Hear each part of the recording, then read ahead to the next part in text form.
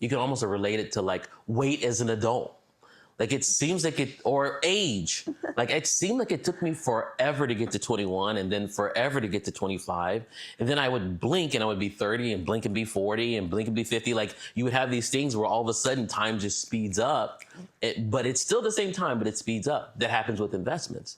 Let's imagine the person that's got $5,000 in an investment. They're making 10% on that money. That means at the end of the year, they're going to have $5,500.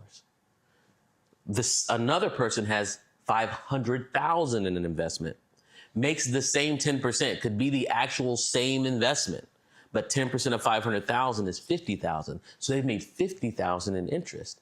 That is the compound interest thing. You should get to a point where the money starts to kind of take care of itself, right? Like you got one weed in the yard, it's cool. You got 5 weeds in the yard, it's cool. Once it gets to 20, when you go to sleep at night and wake up in the morning, it's 2,000.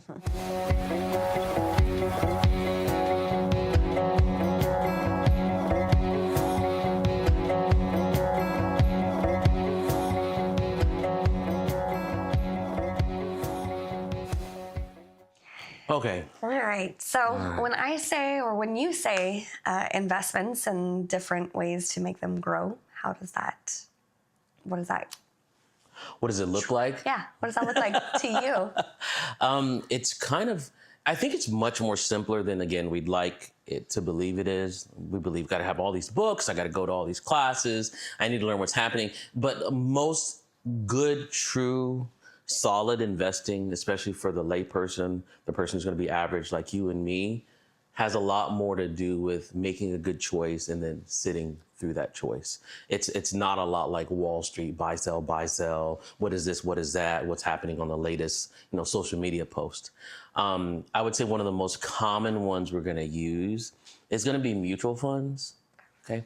And without getting to a specific mutual fund, we really want to make a relation to how that works.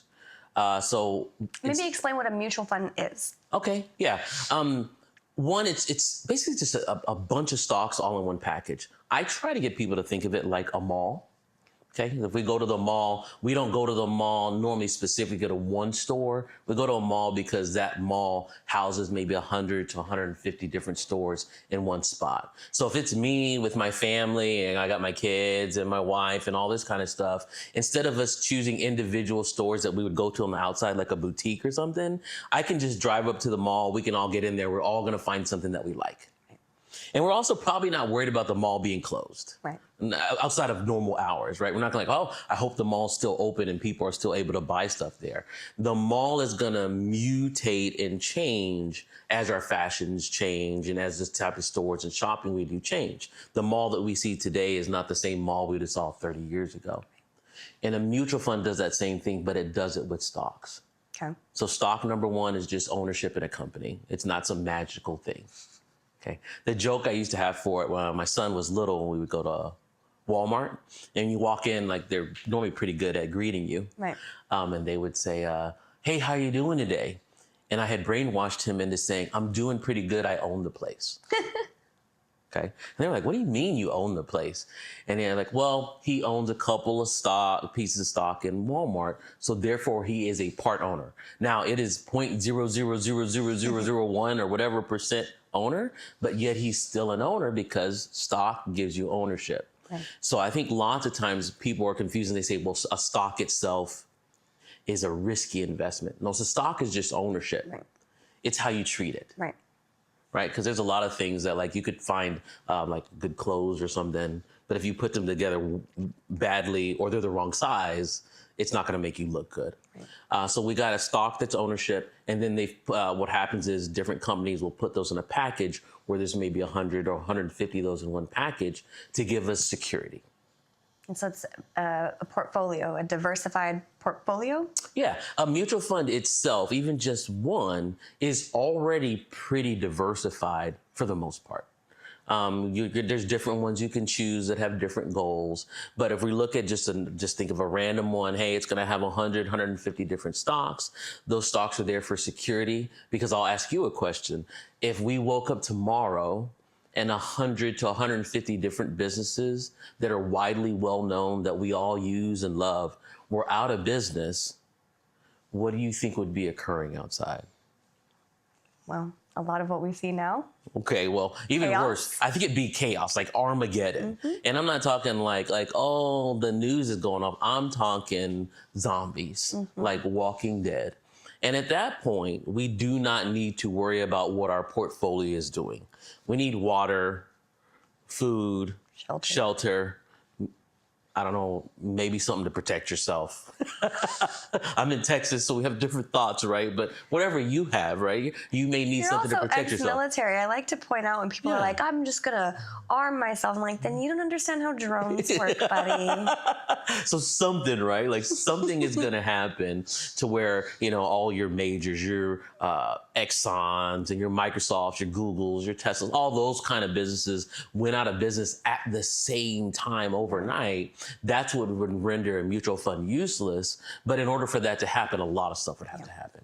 Now, if one or two of those companies went out of business overnight, that would affect you, but only short term, right? Because they're going to get rid of it, bring in something new. And then you're going to have time that affects it. Like we're going to have certain years where the markets are just not doing good. Right. I can think of 2022, 2008, 2001, 2002. But if you think about it, like I'm naming 3-4 years out of the last 25 years. And that's the equivalent of, waking up one day and saying, I don't like the way my wife brushes her teeth and leaving her. Now, there's going to be some times where the market or the economy itself is not doing well. We don't abandon it. Right. We just kind of sit through it, and then it goes back to growing because most of the time it is in a growth phase. Right. Okay. Outside of that, you're just looking at really different ways that they've taken a mutual fund and kind of changed it to whatever you would like. But it's going to be normally that theory for most of us. I would never suggest somebody without a good base of money, without a good start or really on track for retirement would delve into things like individual stocks or things like that. Not that they don't work. It's just you're going to be increasing your risk because one business can go out of business easier than 100 businesses could go out of business in the same time frame. And also now you're going to have a little bit more luck or research in picking versus just picking something with 100 in it. Right. Okay. Think of Halloween, like you show up to the house and that house only has Butterfingers. Gross. Okay, gross. You couldn't get the variety pack. So something that I might like you don't have Snickers or Three Musketeers or whatever, but only Butterfingers. And so we want to make sure that we can do some things where we're not putting all of our bet on the one, somebody liking and loving that, but knowing that there's something that almost everybody uses all the time. And again, that's where we're going to see our growth really happen. I like that analogy. Okay. Yeah.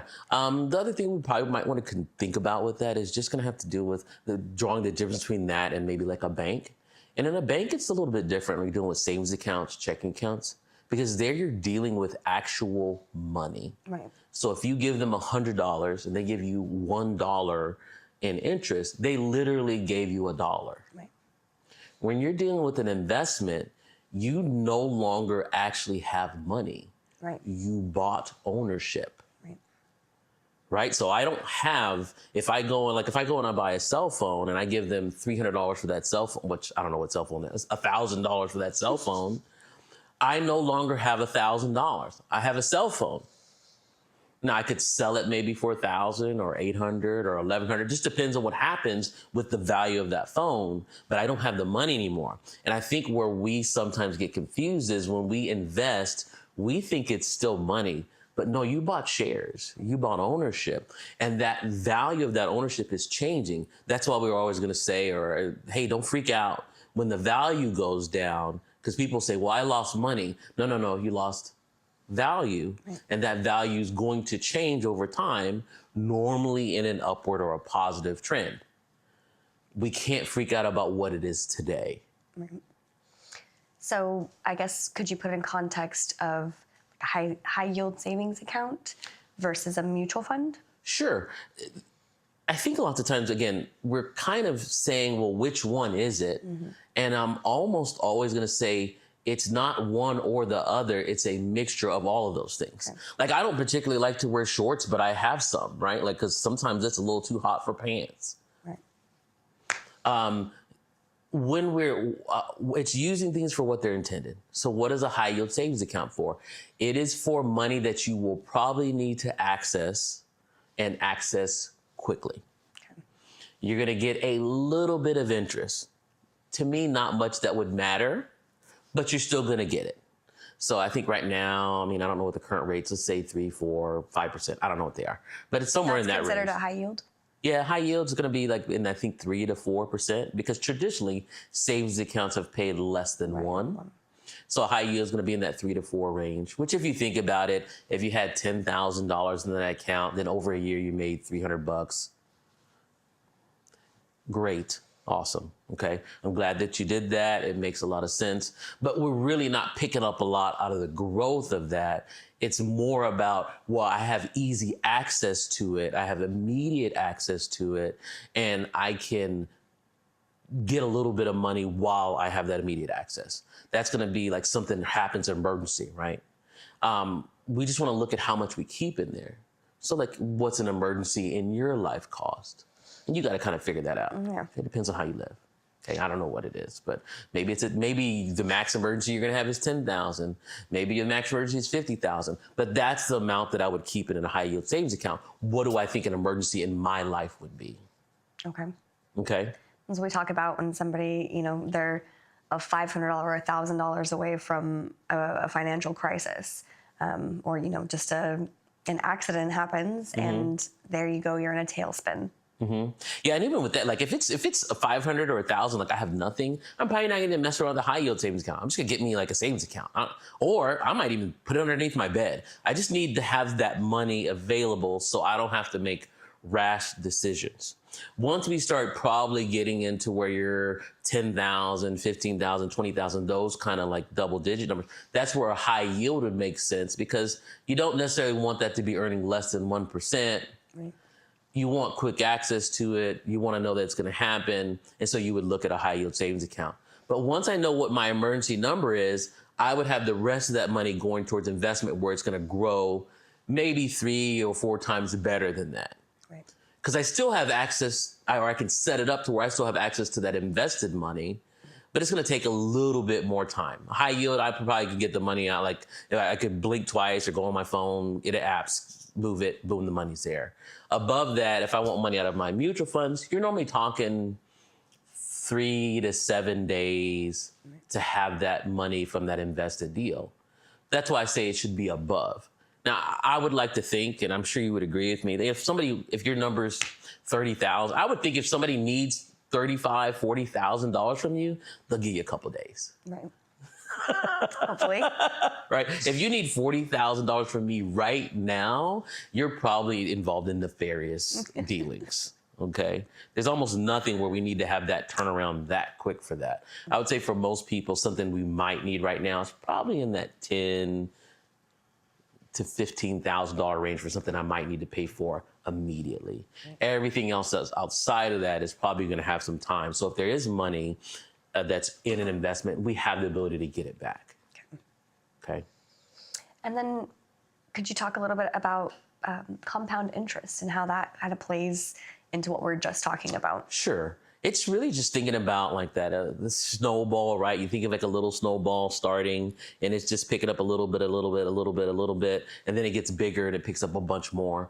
I like to think of it more like the compounding effect being something like, if I told you I would double whatever you bring me, and then you show up with a basket and somebody else shows up with a U-Haul. Mm-hmm. Right? The U-Hauls are really something that's happening. So what happens with most of us in compound is we don't see it happening because it doesn't happen till later. Right. Like it kind of goes oblivious for a while. And then when you notice it, it takes off. Okay. A lot of times we talked about the rule of 72. Right. You take 72, divide that by the interest you're getting, tells you how many years it would take to double.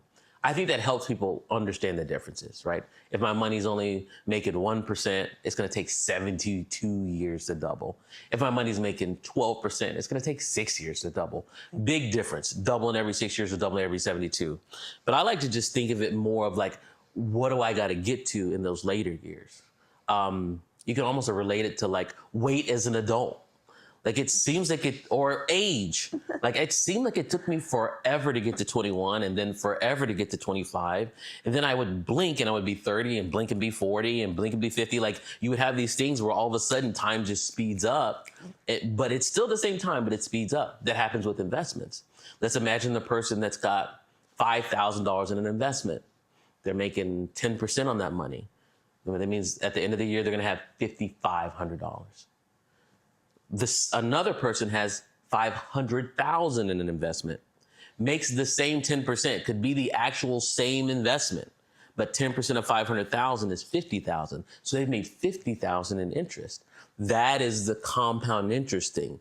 You should get to a point where the money starts to kind of take care of itself, right? Like you got one weed in the yard, it's cool. You got 5 weeds in the yard, it's cool. Once it gets to 20, when you go to sleep at night and wake up in the morning, it's 2,000. Because there's just more of them there to kind of really make it happen. That's what compound interest is. Most of us make the mistake by not wanting to fund it or not wanting to get enough in there to make that happen. Oh, well, what if I just put in 1,000 and I look at it forever? Well, it's going to take it a long time to get to it. You showed up with the basket. Whereas we should have just been dumb. Hey, at certain, this is growing. I need to see how quickly I can get it to that 500,000 number so it makes 50 grand a year. Or it's going to do some of it its own, but you got to start it off. You got to prep it. And it's, I guess, easier when you're starting out to get more in than when it's already going. I think the analogy that you used with me is, you know, how people get into situations of debt and just as it compounds on you, right? The next thing you know, you're only paying the minimum balance of credit card payments, but it's really just starting to go the opposite way. It works same with positive cash flow than in debt. Yeah. You can make it work and it can snowball faster that way and grow, or it can snowball the other way and take it away from you. It's kind of like, you're like, hey, people talk all the time. I got this credit card, and every time I make a payment, it's like it doesn't even matter. It's deleted that plus more, and it seems to be out of control. Well, we want that same thing to happen, but we want it to happen for us. When you have money in an investment and it's growing well and it's decent, it's out of control. You couldn't stop it from making money. You wouldn't be able to make it not happen. And you start figuring out, oh man, you know, if it made 50,000 this year, that's $4,000 a month, it's $1,000 a week. Wow, that happens no matter what. Right. Okay, and then let's say it gets to a higher number. That number keeps increasing, but working in your favor. Again, I do believe sometimes we spend so much time focusing on debt that we don't focus on the positive, which is getting to where our money is starting to work for us. We're just constantly, I got to get out of debt. I got to get out of debt, which you should do. Right. I mean, definitely should do. But we also got to think, well, what is after that? Right. Getting out of debt is not the end. Yeah, they haven't hit the final boss. The final boss is getting some money working for us so that we could have another person, right? I work, my wife works, and then we got a third person in the house who works. That's our money. It's cool because it doesn't eat anything or anything like that, right? But you want that to see that happen. It comes from that compounding effect. Can I get enough into this account over time to where it's going to start to grow and work for me while everything else in life is only working against you? Yeah. Well, and we have conversations with people daily. And as I explained last week, that I get told very often, well, I'll start saving when I have 6 figures in the bank. When I'm looking at 6 figures, that's when I'll start. Yeah. And that's where we say, like, yeah, it would be great if you started with that. But if you don't have that now, we have to wait for you to get to that point, and then we get to start from square one. This is defeating kind of the purpose. Yeah, I'll go to the gym when I lose 100 pounds. Right. Yeah, it just doesn't make sense. Like, where is that going to happen? Again, with most, and I won't even say with investing, I think with most things, in life, a lot of it is habit. Right. I know there's two. As a medical, as a practitioner, what I tell people all the time is, 90% of diseases out there are not hereditary. They're not genetic. They are habitual because that doesn't run in your family, but the habits run in your family. Your eating habits, your sleeping habits, all of these things that contribute to your health are all habitual. They're not necessarily you were born with a bad sleeping pattern. You made it yourself. You learned it. And, we have so many things that interfere with our health, our wellness, all of these different components that we don't even really think about. Again, just talking about electronics and blue lights and stuff, those things disrupt your sleep, but we don't know that they're going on unless you really know what's happening or you've had an experience with it. And so you had to kind of dive into it. I personally have had a lot of experience with all the negative things that you could probably experience when it comes to, so I can learn the lessons and then talk about them. I like them. I like learning. I just like bad stuff sometimes, right? But yeah, it does become... I like watching the world burn. It does become one of those things that it is, the habit is really what drives your initial stuff in almost everything. I know that we would like to believe that we can almost manifest everything through thought, but I think we've given that thought too much going. There's an initial thought because you have to think something to do it. You have to have the thought, but action. You have to have action. And I think it's a little thought at first. Right. It's a very little that drives action. People think it's got to be a big thought, completely thought out. And they're like, oh, well, then you think first and then you do second. I'm like, no, you do a very little bit of thinking, a lot of action, and then that action drives your thought process, right? How do I believe more in investments? Well, I believed more the more money I got invested. Why? Because I saw the results. I see what it's doing for me. I see the freedom and stuff that it provides. And so now I have even more thoughts. So now I'm probably more committed than I would have been previously. Right? Because I can see what it's doing, but that only came through action. And some of that action in the beginning was like not returned. Like you put the money there and you're like, well, what's it gonna do? And then maybe it's not doing anything, or maybe it's doing something, but it's so little, right? That's the person who says, well, I put in 5,000 and it's only 6,000. And I say, well, that's a lot of money. No, it's only $1,000. Well, what if it had been 500,000 and it grew to 600,000? Oh, well, that's the kind of investment I want. Well, that's the kind of investment you have. You just didn't have the 500,000.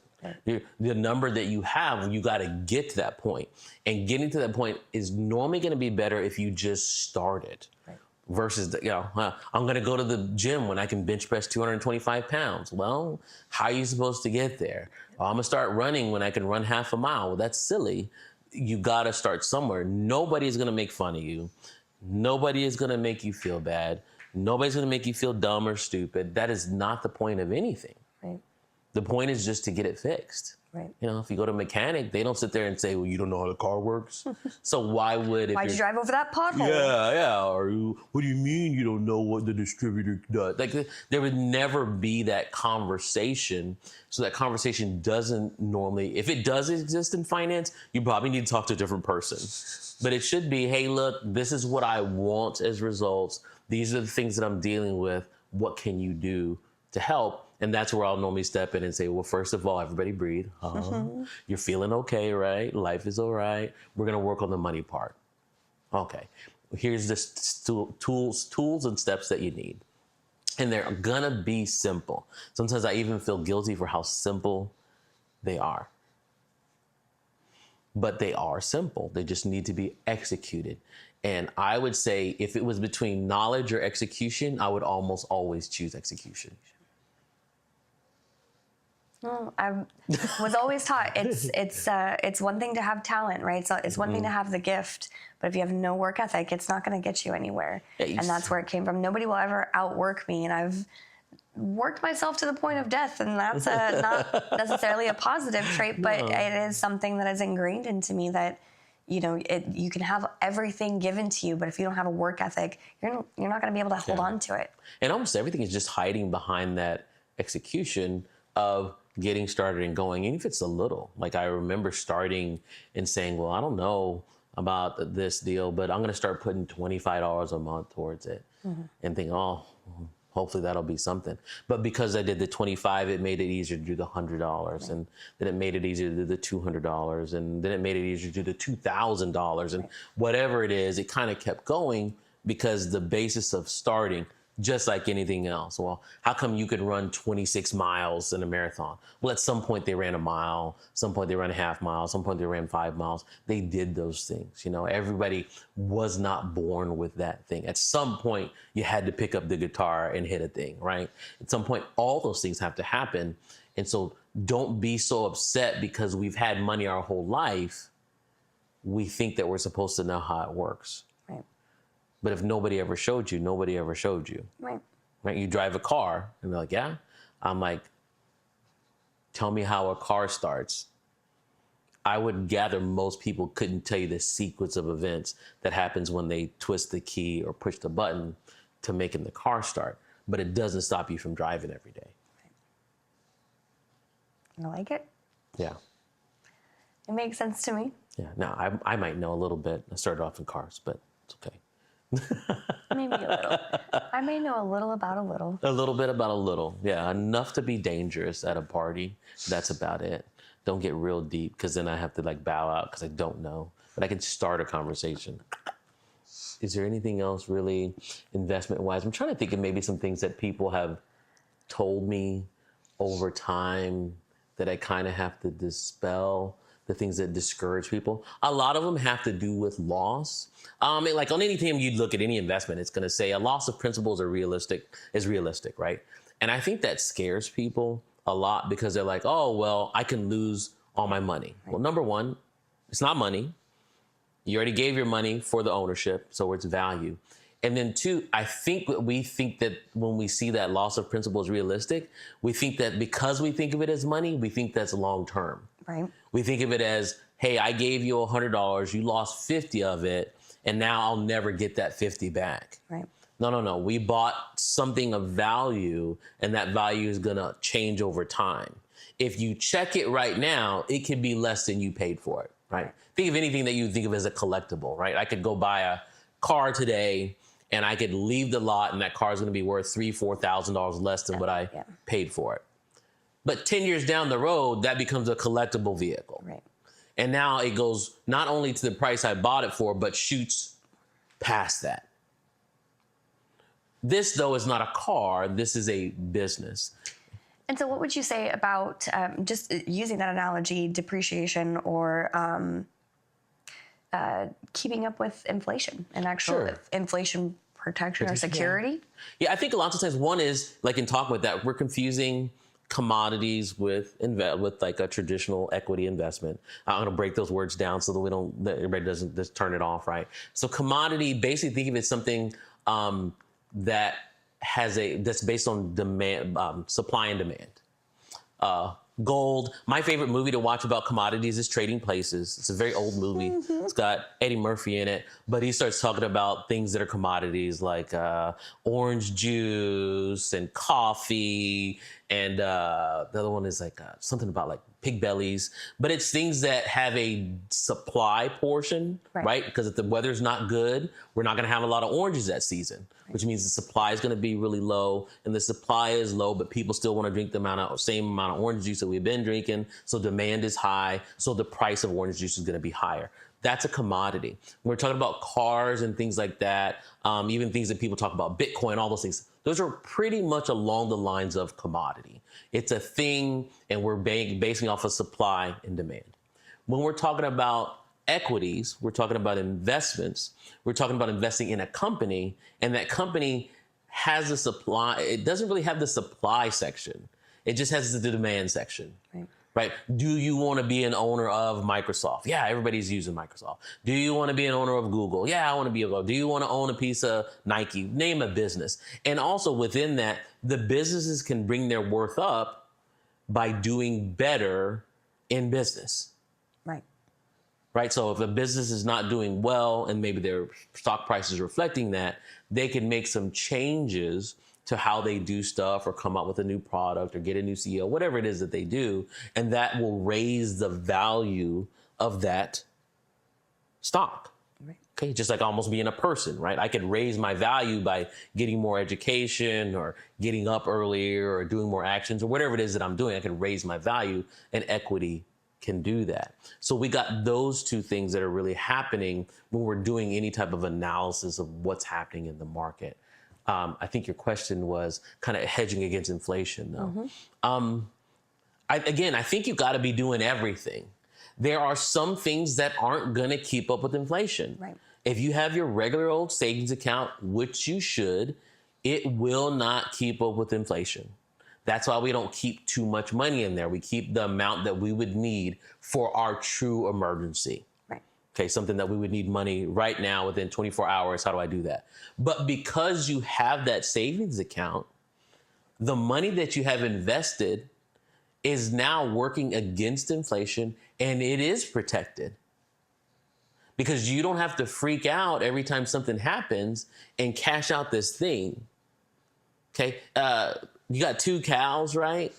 And you get hungry and you go out and you make steak. That's crazy. Mm-hmm. You'll never have You'll never have another cow. You'll never have another cow, or whatever what is it, a bull and a cow, right? Mm-hmm. I'm trying to do male and female, right? So we got a bull and a cow. We get hungry, we go out and we... Heifer? Yeah, heifer, right.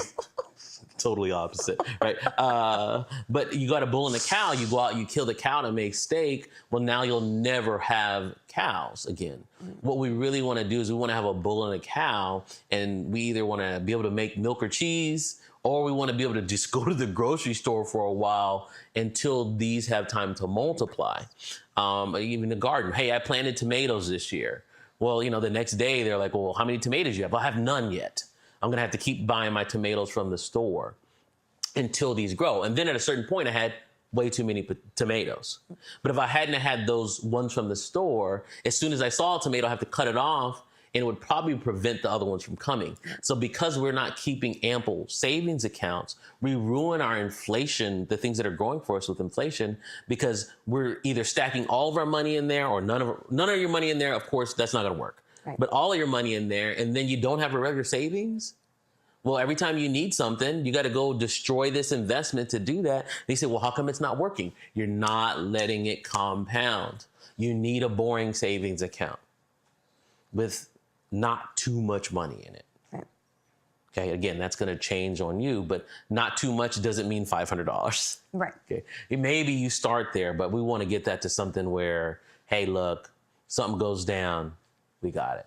Tires blow up, the AC goes out. I like the $5,000. That's the number that I feel comfortable being able to keep. And then anything over that, like, cool. Then that goes into savings. And I think it depends on, again, where you're at in life and what you kind of have as responsibilities. So we have to keep more than that, but we have more responsibilities of things that could go wrong. So you would have that savings account grow as your lifestyle kind of grows. Just because, $5,000, I could get like a set of tires for one of the car. Right. But those kind of things, we're going to adjust those. But there was a time where, man, if I could have had 5,000, that would save me from a lot of jams, right? And so really kind of having that, but having that there as part of your financial plan and your investing really saves the investment. So when people say, how do I protect my investments? I'm always going to answer, have an ample savings. That's how you protect it, because they're protected by the fact you don't have to unwind them. If we have a 2022 or 2008, you can let that value be down because it will increase, right? From 2008 to 2022, we had 14 years of basically growth. A couple of funds didn't do well, like in 2011, but they were down like -2, -3. But 2008 to 2022, 14 years of growth. Allowing an account to do that means everything versus digging at it for 5,000 here and digging at it for 3,000 here and there. And you really never let it get to the point where it can get that compounding. You're still showing up with a basket when you should have been showing up with a U-Haul. Right. Makes sense. Okay. I think we've talked the investments to death, or is there anything else that you would like to I could break down for me? I don't know if it's so much break down or talk them to death. I think I could talk about the same thing about it over and over again. And not because there's much more to learn, but it's much more, again, how do we drive people to the action of it? How do I get you to believe that it's better to do that than to do nothing, right? Or to hope, it's kind of like you're just going to wake up and hope it's all fixed one day. That's... Start doing 10 push-ups at home. Yeah, do 10 push-ups at home. Like if you came to me and said, hey, I want to start working out, and then you start asking me questions about like, what do you eat and what do you do for this thing? I would be like, I don't know. Why don't you just do 10, 15 push-ups? Tell me what hurts tomorrow. We may have talked about that earlier, but I always like Arnold Schwarzenegger in his book, or I don't know if it was Pump and Iron, one of those, but he talked about like if he wanted to know what an exercise did, he just did a bunch of it, and the next day whatever hurt, that's what it worked. Well, he became Mr. Atlas. Yeah, everything that we know him to be today, right? But a lot of that started not with theory, it started with action. And then as the action went on, he could accept the theory better. Right. And I think that's what happens. Once we're doing something, we can accept the changes. It's like, hey, if I'm already driving, I can take direction. Right. But don't give me all the directions right now. I don't even want to go on the trip. Yeah, I'm a piecemeal it to me guy. Like, what do I need to know now and the next move? Nothing else. Yeah, I don't want to get too far down the road, because then I might start telling you why those things might not work. When the reality is, most of the time, things work. Yeah. Hopefully, right? I think they do. I just think that most of the time, things work. It's just they may not be working to what you want, but what did you plant as the seed?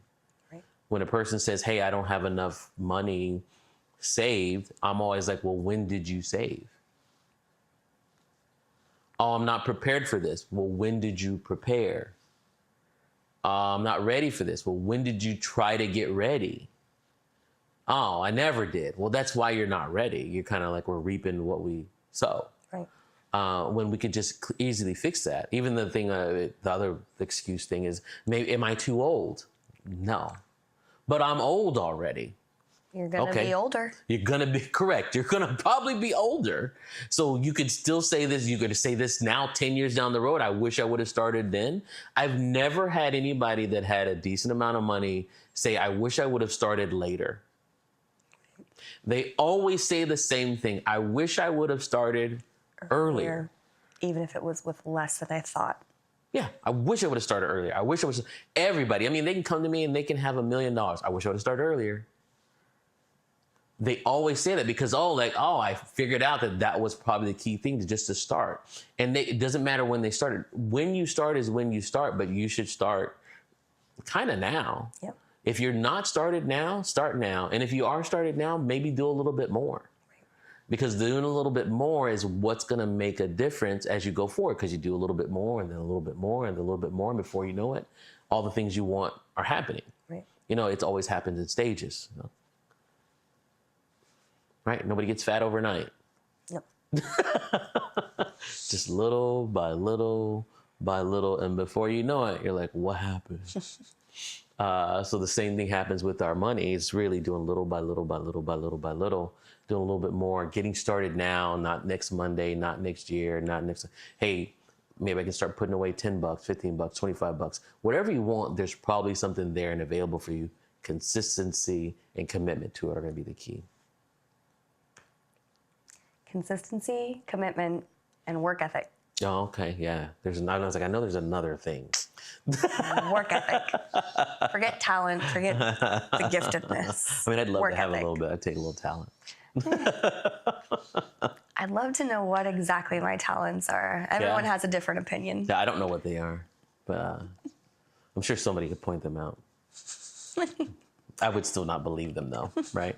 I think that's most of us. Most of us have that, what do you call that, imposter theory. Mm-hmm. So we just don't know. But that's what, again, it just comes in action. Some of the things that you are doing probably are your talents, if you just continue to do them and kind of really step into doing them. But for things that we're doing here, like, again, just step into it. Let me get started. Let me get something going. I've never had anybody come to me and say, man, I have too much money. I've never had anybody come to me and be like, man, I wish I would have never started saving this money. It's never happened. Nobody's ever regretted it ever? Too much fun. There's no such thing as like too much money. Nobody's ever, but I'm just saying, nobody's ever come to me and said, "Oh, I regret doing this." I've had it the opposite, though. I wish I would have. Man, it'd have been so much better. I don't know why I didn't. Oh, I wanted to do this for years, but I never did. I've had a lot of those, but I've never had the opposite. I've never had anybody say, "Man, man, I wish I'd have wasted all this money and never seen it again or been able to remember what it went towards." Because lots of times the money that we're saving and investing is money that once you put it away, you don't even remember that you had it. So we're having all these angst and stuff about things that really don't matter. What difference is it going to make in your lifestyle to do this or that? Well, this one will have an effect on what happens to me now. Like, oh, well, I don't want to invest because that has nothing to do with what I do now. Now is now, right? When I was 30, that was now. Well, now that I'm 20 years older than that, this is now.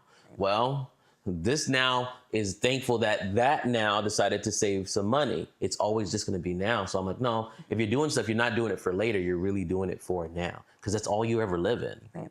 Future me is going to be very appreciative. Yeah. Future me is current you. Future you is current you with more wrinkles, but it's the same you. This part inside here never really changes, right? Like I know one of my things now is I'll walk past a mirror and I'll go, "Who was that?" And I'm like, "Oh, hell, that was me." Because sometimes I still see third grade me, right? Or I still see this, but that's not what it is to others. Right. To others is that. So you will always be the same. But what you do will change how that gets portrayed to yourself and others, and the worries and things you can take away from yourself, especially those ones concerned with money. Never ever we want to, or would I want to see anybody have a check problem, which means if you could write a check for it, you could solve it. Okay. And I think a lot more of us can get to a point where we can take care of that if we start taking care of ourselves in that aspect.